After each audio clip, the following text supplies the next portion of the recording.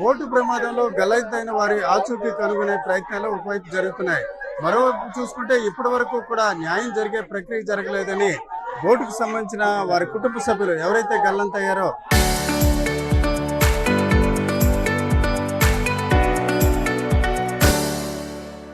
వారి అంతా కూడా ఆందోళన వ్యక్తం చేస్తున్నారు. ఇదంతా చూసుకుంటే ముక్కాల అనే గ్రామానికి చెందిన వారే అత్యధికంగా ఉన్న పరిస్థితి ఉంది. ఈ దశలో వారి విషాదాన్ని వర్ణనాతీతంగా కూడా మనం చెప్పుకోవచ్చు. పెద్ద సంఖ్యలో ఈ గ్రామానికి చెందిన వారే కూడా అంటే ఈ ఆచూకీ కలిపి ఆరుగురు కూడా ఒకే గ్రామానికి చెందిన వారు కావడంతో వీరంతా కూడా చాలా బాధపడుతున్న పరిస్థితి మనం చూడవచ్చు. ఏడీ ఆఫీస్ ఎదుట వీరంతా కూడా ఆందోళన చేస్తున్నారు. న్యాయం జరగాలని వారి ఆచూకీ కనుగొనాలని. అమ్మ చెప్పండి, మీ తాలూకాలో ఉన్నారా ఇందులో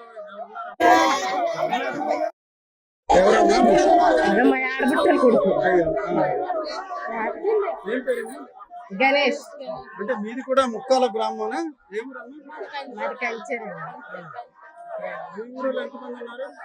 మా ఊరంతా మా అన్నయ్యలు బోట్ అండి. చెప్పండి, మీ తాలూకాలో అందరూ మా తాలూకా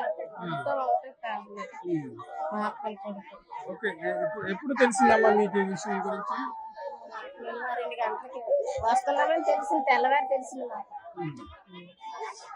ఓకే, అందులో ఒక అతను క్షేమంగా ఉన్నారని అంటున్నారు. మిగతా వాళ్ళు కూడా అలా ఉన్నారు.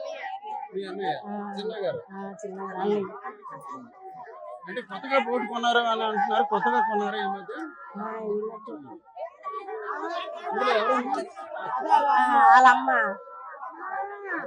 ఈవిడే మా వదిన గణేష్ వాళ్ళ అమ్మ మాట్లాడతారు. మీరా చెప్పండి, అంటే మీ అన్నయ్య ఎప్పుడు అంటే నిన్న మొన్న కాంటాక్ట్ అయ్యారా? మధ్యాహ్నం 3 సార్ 13 చేశారు. 13కి ఇంక రాలేదు సార్. 3 ఫోన్ చేస్తే స్విచ్అప్లు వచ్చాయి సార్. స్విచ్అప్లు వచ్చాయి. అప్పుడు నుంచి ఎవరు ఫోన్లు అవ్వట్లేదు సార్. ఆఫీసర్స్ బాగా రెస్పాండ్ అవుతున్నారు అనిపిస్తుందా? ఏమనిపిస్తుంది? రెస్పాండ్ అవుతుంది సార్. ఎవరు రాలేదు వచ్చి ఎవరు కాలేదు సార్.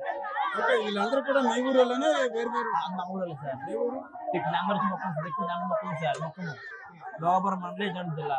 1 number తరనేపల్లి sir. 1 నెంబరు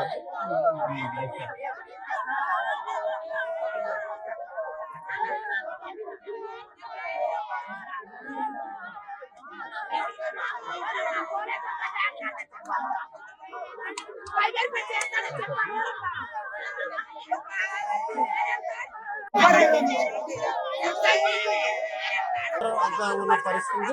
ప్రధానంగా చూసుకుంటే భోగాపురం మండలం ముక్కాల అనే ప్రాంతం నుంచి ఎక్కువ మంది వచ్చారు. వీరందరూ కూడా ఇప్పుడు ఒక వ్యక్తిని ఇస్తే మిగతా 6 కూడా గల్లంతైన పరిస్థితి.